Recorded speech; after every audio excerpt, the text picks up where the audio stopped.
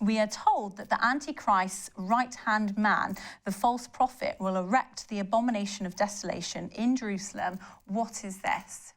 Okay, so the abomination of desolation is an image or an idol that's set up in honor of the Antichrist. And we can turn to the scriptures in Revelation 13 to read exactly what the word of God says on this. It says this: because of the signs it was given power to perform on behalf of the first beast, it deceived the inhabitants of the earth. This is talking about the false prophets. It ordered them to set up an image in honor of the first beast who was wounded by the sword and yet lived. The second beast, the false prophet, was given power to give breath to the image of the first beast so that the image could speak and cause all who refused to worship the image to be killed. So this is an idol or an image set up by the false prophet in honor of the Antichrist, and this image will force people to worship it lest it put them to death. Now, throughout the history of the Jewish people or the Hebrew people, they had never heard of an idol that could come to life. An idol in the Old Testament was always referred to as a piece of stone or a piece of wood that was lifeless, that didn't have the breath of life in it. What John is describing here is something radically different. It's an idol that now is given the ability to come to life, to think, to speak, to act, and even to put people to death. So this is something radically different to what we would term like a normal statue or an idol. It so happens as well that we're moving into the territory at the moment of technology called artificial intelligence, where robots are now being built that are able to think for themselves, communicate, and hold conversations with human beings.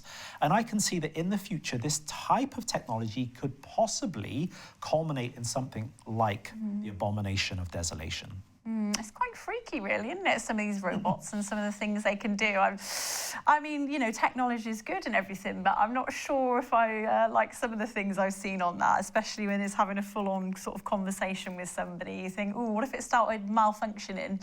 Or, you know, like RoboCop, or I thought RoboCop was a good guy, not RoboCop, but Ed 209. But, yeah, and you know, so it's just, I was going to say, when you were sort of saying about that could be that, but it could equally be a spiritual thing, couldn't it? It doesn't have to be. That's just obviously one theory, isn't it? It could be, they could use like a robot to sort of come to life.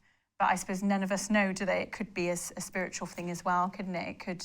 Absolutely. Until the event actually occurs, we cannot say for certain with any degree of certainty that it is going to be artificial intelligence. It could be a form, maybe a form of a robot that a demonic spirit enters into and somehow takes possession of it.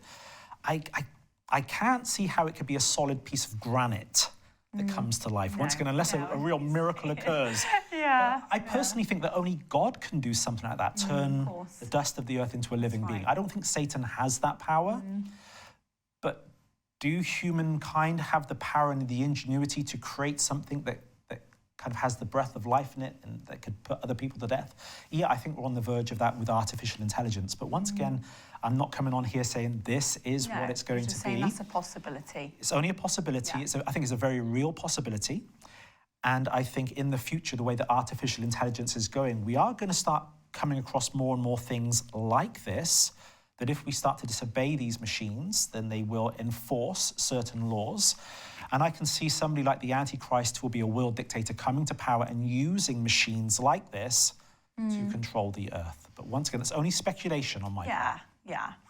I was just saying, it sort of puts me in mind of, like, with King Nebuchadnezzar and the image that he built. Obviously, it didn't come to life, but he wanted everyone to sort of bow down and worship it. And obviously, those that didn't would be sacrificed and thrown into the fiery furnace, as we know. And of course, God saved them. So, you know, it's quite an interesting sort of thing to think about. It's hard to sort of get your head round, isn't it, really? Because we only see what we see now. And... Yeah, but you do see history repeating itself, because Israel, as a people, they always had a problem with idolatry. In other words, they were always worshipping Asherah poles or Baals or golden calves. Right. They always had a problem with it. But it ceased to be a problem in Israel after Nebuchadnezzar. Once God punished the Jewish people, Israel, sent them into Babylon. They were there for 70 years. When they came out, they no longer had a problem with idolatry. They had given it up completely. Right. Yeah. Now, in the future, when there's a one-world religious system, I'm sure that the Gentile people of the world will be worshipping all kinds of idols and gods and goddesses, or this amalgamation of religions.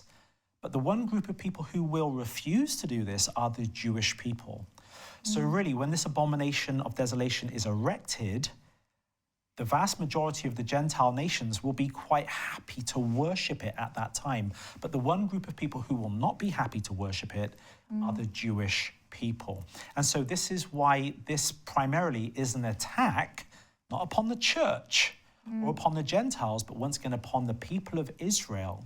And that's why you see Satan focusing his attention on Israel during the day of the Lord, during the tribulation, to wipe them out as a result of this.